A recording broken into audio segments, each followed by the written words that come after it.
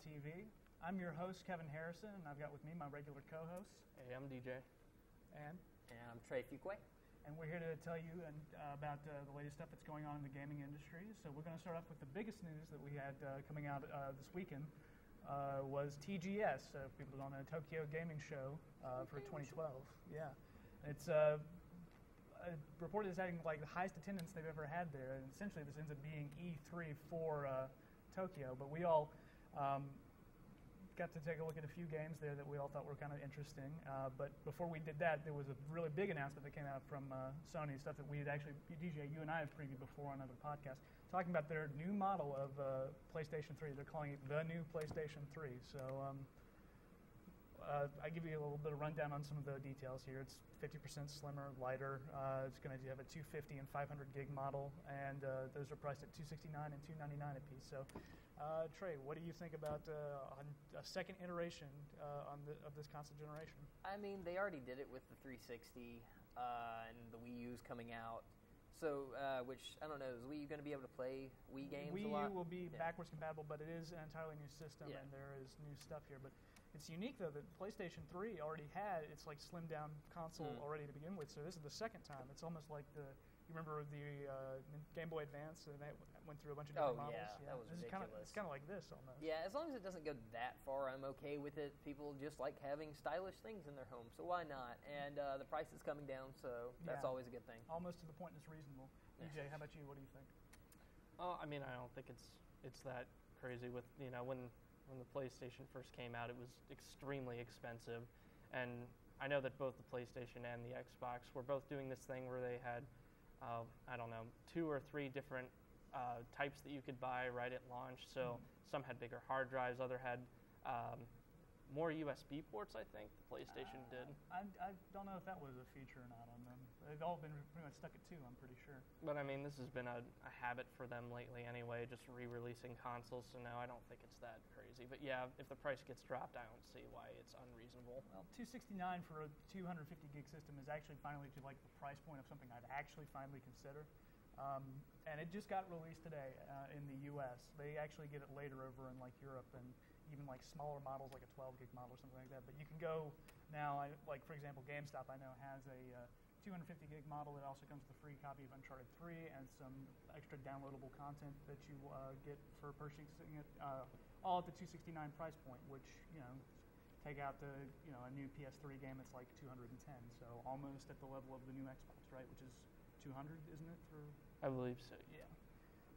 But the most distinguishing feature is that no longer is it a slide loading for the disc. It is a top loading system now that you have to open and close. It looks a little bit kind of clunky.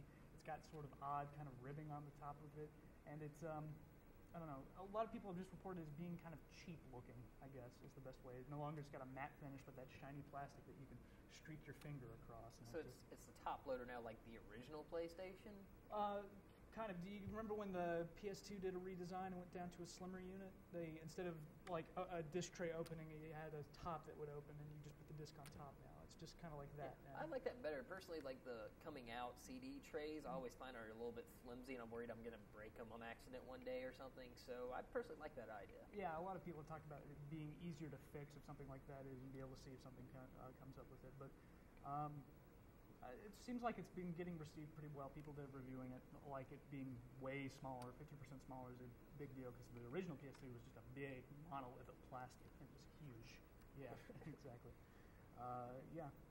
So if you're a person who hasn't picked up a PS3 yet, I guess if you're in the market, yeah, go for it.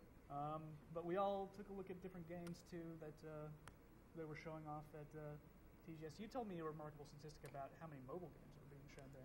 Yeah, they ended up, it showed like last year at TGS, it was about 23% of the games were for mobile platforms like the DS, the PSP.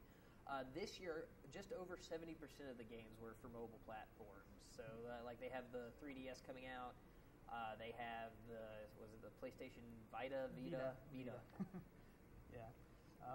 And Lord knows that thing actually needs games now. But the big one that they showed off for the Vita that is looking to follow in the trails of Monster Hunter is this thing called Soul Sacrifice, right? Yes. Yeah. So tell me a little bit about Soul Sacrifice. I'm looking forward to that. Primarily, it's going to be a JRPG that's going to have up to 4-player co-op on it. Right. With that, it's basically the game premise is you're a sorcerer, and you get to go around and you'll learn new magic and spells, and you gain your power by basically sacrificing things, either sacrificing items you've already picked up, sacrificing your own body parts. So it's like a dichotomy between like salvage or sacrifice is what they're talking about. Yeah, it's kind of like it was a recent God of War clone, Dante's Inferno, Right, okay. where they had you could redeem or damn a soul that you ended up destroying. And basically in this, you can either lay the soul to rest after you defeated the enemies so often, or you can actually offer them up as a sacrifice, gaining more power. But there is some moral choice involved in where it'll, like, as you're fighting these enemies, you'll learn more about them and about the different things that they've gone through to get to this point. And basically, the premise is most of these monsters have the same power you did to be able to sacrifice to gain power. And so because of that, then you're able to decide on what path you want to choose in a kind of more moralistic fashion. Sounds very kind of Full Metal Alchemist kind of to me. I'm looking forward to it. And also, when you're playing in co-op mode, you can choose to sacrifice other players. Here's the thing though, Vita, you have to actually be in proximity with the people that you're playing. Yeah, that's true. You got to have some buddies. Yeah, but somebody's ready to fist fight you over getting sacrificed or something like that. But yeah. What do you mean by sacrifice your own arm? Can you literally do that? One of the trailers that they show, a guy reached into his mouth and pulled out his own spine to use as a sword. What? That Yes. is ridiculous. What? That's like one of the big ones that people are floating around on the internet talking about. Yeah, there was some definitely pretty impressive looking visuals for some of the stuff that you can do. But that it's something definitely to keep an eye on. The TGS has been the first time we've seen footage from this game. So we also got an extended trailer of looking at Metal Gear Rising. Better look at some of the story. It's going to be the follow-up to Metal Gear Solid 4, taking the role of the cyborg ninja protagonist Raiden. They showed off a bunch of crazy bosses, which both Konami and Platinum Games are known for doing, so this is right up their alley.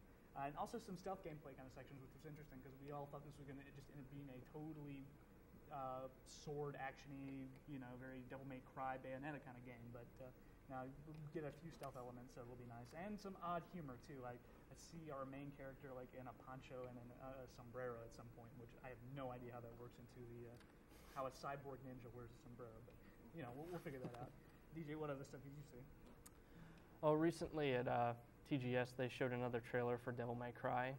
Basically, it showed off some more combat sections as well as story cutscenes, and also showing off a new weapon. Dante will get flaming fists. Yeah, some kind of lead flaming fist or something like that. Yeah. Basically, it just showed off some more combos you can pull off, and it also showed some other transitions where it shows him getting his power. But you still tell me, though, you're not very impressed with this new reimagining of Devil May Cry? I was one of those people that was I never felt right about how they were changing Dante's look. And yes, I know the old look is in the new game, but just for some reason, something about Dante's attitude just turns me off. A little bit too punk rock or something? Yeah, kind of.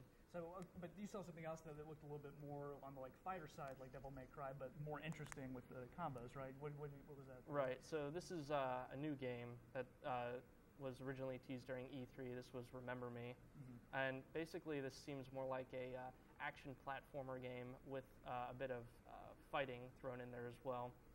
Basically, they showed off a unique system in this game called the Combo Creator, and basically when you're fighting groups of enemies in this game, you can essentially create your own combos, so you can make it XXXX or XXXY or triangle square, whatever. Is that just for looks, or?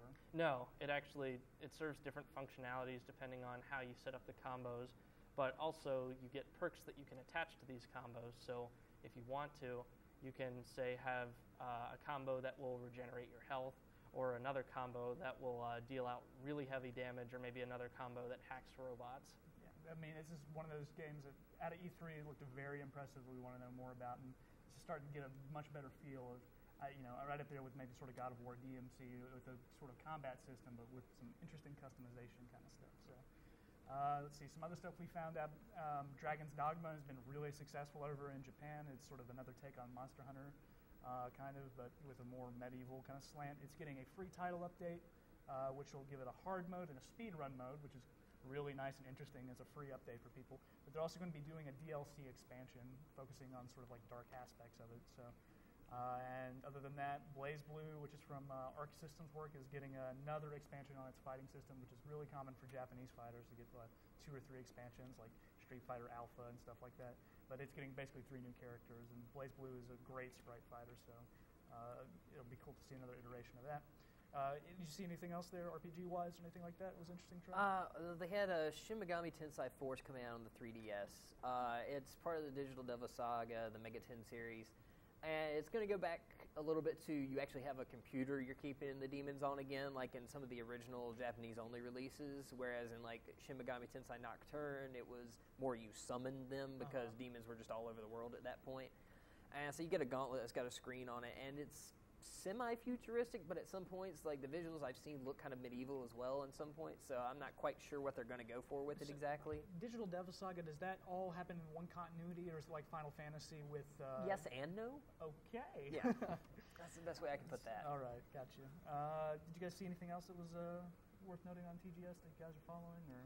Well, they showed off some more, just a little bit of more gameplay footage of Injustice Gods Among Us, which is the new fighting game made by NetherRealm Studios, and they made the recent Mortal Kombat 9. Basically, they were just showing off some more gameplay footage of Harley Quinn, Batman, and all the other characters. They showed off the only footage I've seen anyway of Wonder Woman, just showed a little bit of her powers and switching between stances with the sword and shield and the lasso. And they also talked about how they were really trying to push this game for the Japanese market as well as the American market. Something like a full localization for the language. Right. They were doing full translations for all the characters and the story, and they also sort of designed the costumes with Japanese in mind, kind of made them more flashy. I did not like Batman's costume that I saw a picture for with like blue on it and stripes going around in places. I haven't seen that one. Otherwise, it's been really looked armored. Everybody looks like they have like full sets of armor and stuff like the Flash. I'm going for that Sentai feel, Power Rangers. Oh, come on, that's fun. But, it could be good. Yeah, and then there was a little bit on Halo 4, right? Because we can't have a week go by without just a little information on Halo 4. Yeah, it seems like they've just been dishing that information out pretty regularly, but. Yeah, they finally showed off their the new perk system as well as kind of discussing the armor abilities a bit more.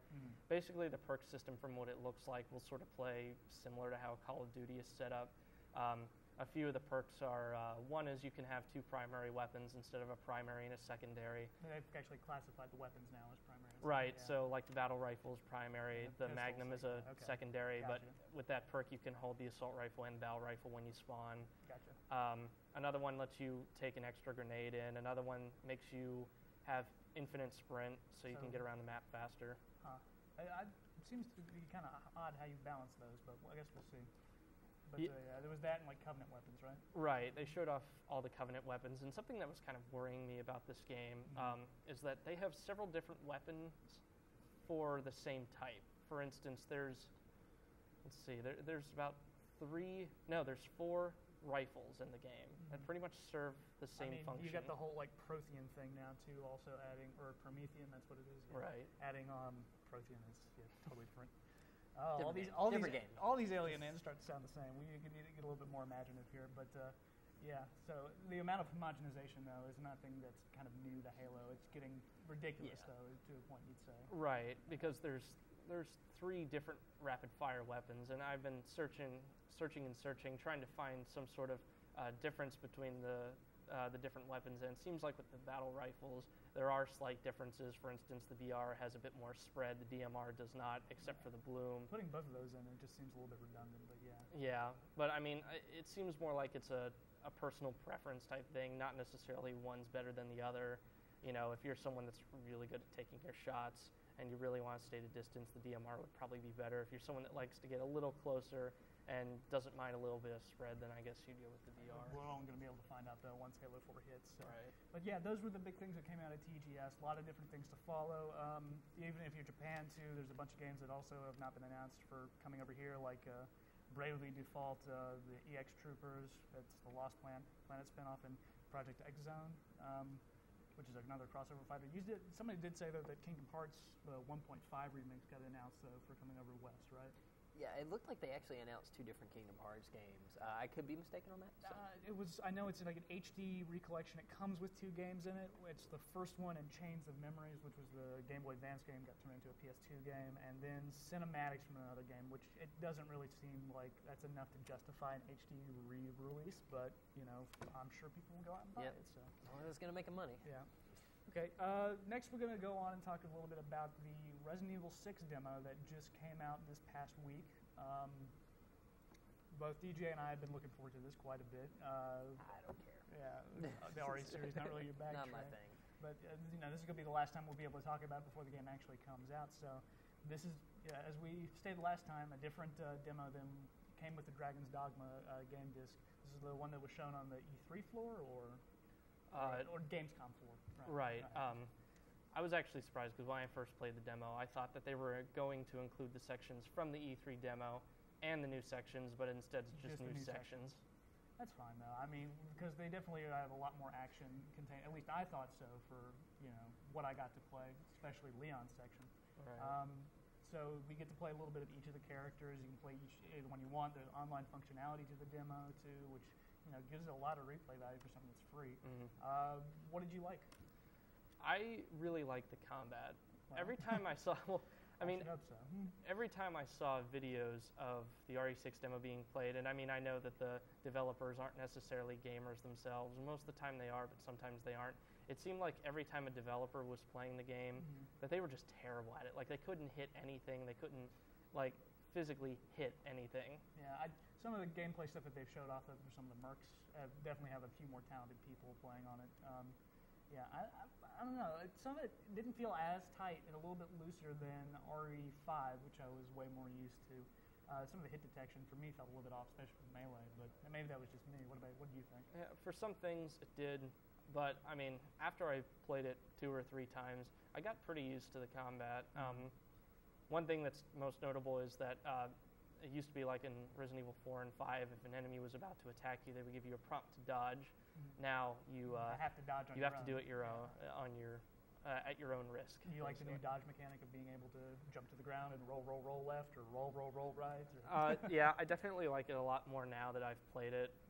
Before it just seemed something that was kind of gimmicky, but as I found out, it actually does serve functionality in the game. What was your favorite pair combo to play as? Probably, I'd probably have to say, honestly, I like Jake and Sherry's probably the most. And just playing as Jake, though, for his kung fu? Or? Yeah, but someone else I really like playing as was surprisingly Piers, because the sniper? he gets the sniper rifle, and if you quick shot with that when an enemy is very close to you, it's pretty much a one-hit kill. That's so that was the interesting thing for me. I thought the quick shot mechanic was only going to be Leon, but it's present against all 3 of the campaigns. It took me a little while to figure out how to pull that off, and I still think there must be a better way than doing just both triggers at the same time, but you got comfortable with the mechanic, though? Yeah, for the most part. You can't really spam it because it drains your stamina rather quickly. And but something that was kind of interesting to note that I figured out is that if you actually lay on your back while you're playing, it recharges your stamina twice as quickly. It's, of course, in-game, not if you lay on your back. Yeah, no. Okay. I was about to be really confused there. Yeah, the stam system is kind of interesting. We've talked about that. It adds an interesting amount of tension between 4 and 5, spamming melee moves, especially with mercenaries, is a way to do it, adding more time and stuff. And now you've got basically ammunition for your melee moves. Right, which is nice. It kind of changes things up because in Resident Evil 5, it kind of got a little boring to play mercenaries and pretty much be the same thing: headshot, melee, to keep the time going. Yeah. Oh boy, but that is one way that they could really destroy Resident Evil 6, adding Kinect controls. So you lean back to jump back, you punch and kick. I'm sure better with Kinect is on its way somewhere. That in the PlayStation. It's cross-platform though, so maybe not. It wasn't until you said something. No, what have I Your done? fault. Okay. Let's see. Only other things interesting I thought to note, there was the tablet system, but that is fine. You get a little bit of stamina back when you heal yourself, which is good. Big gigantes for one of the scenarios, but yeah. RE6 demo is on Xbox Live PSN right now. Definitely check it out if you have Live. And RE6 comes out, I believe, next week on Tuesday, correct? Yep. Hope to do some Let's Play and some footage and stuff for that when it comes out, and we'll have a review for it out very soon after release. Okay, now we're going to go do review section and talk about some of the stuff that DJ and I got to play. We'll give you a review of Borderlands 2 and Black Mesa, so stay tuned.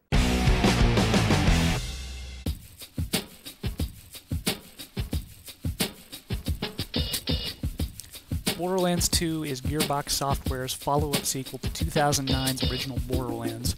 Taking place 5 years after the first game, Borderlands 2 tasks you once again as a vault hunter looking for guns and glory, but quickly turns you into a soldier fighting a revolution against the Hyperion Corporation's CEO, Handsome Jack. The game once again has you pick one of 4 different classes, each with a unique action skill and 3 different talent trees, and has you solve a range of quests in a manner that only befits the outlawed planet of Pandora, with a gratuitous amount of bullets. The classes feel much more unique and balanced this time around, and questing in and of itself is handled much better in the sequel. Writing has an especially wicked wit, credited mostly to the addition of Anthony Birch on the writing team. Borderlands 2 is fun on your own, but has the most enjoyment when played with friends, supporting co-op multiplayer of up to 4 people. Borderlands 2 is highly recommended and is currently available on Xbox 360, PlayStation 3, and PC. Black Mesa is a free HD update to 1998's Half-Life. Developed entirely by fans, this mod uses the Source engine to bring the graphics and gameplay more in line to today's modern shooter standards. The project began in 2005 and has just recently become available for download on September 14th. Half-Life follows the story of Gordon Freeman, a theoretical physicist who has unwittingly unleashed an interdimensional alien invasion from the border world of Zen. Half-Life revolutionized first-person shooters with an in-depth story and scripted events. Black Mesa most obviously comes with an upgraded graphics akin to Half-Life 2, as well as a modified difficulty curve, while still retaining the classic shooter elements from the 1990s. It's refreshing to have an entire arsenal at your disposal as opposed to the 2-weapon swap system we see in so many games today. The soundtrack has also been completely revamped, along with the voices and sound effects. While not being technically complete, the project leads are currently in the process of putting the final levels and last layers of polish into the game. Black Mesa comes highly recommended and is currently free. It is available to download from a myriad of sites and will soon be available on Steam's new Greenlight platform. And that was our reviews, and that's all we've got time for tonight, guys. Want you viewers, though, to make sure you stay tuned, and also check us out at pixelloadout.blogspot.com. We've got old MP3s up of our podcast. We're going to have links to our show and also links to some other content. I know Trey here, for example, is doing Minecraft playthroughs and stuff like that. And we hope to get some Let's Plays up as well once we get some capture card stuff worked out, so please stay tuned. Once again, I'm Kevin Harrison. I'm DJ. And I'm Trey Fuquay. And we'll see you next time. Stay classy. All right.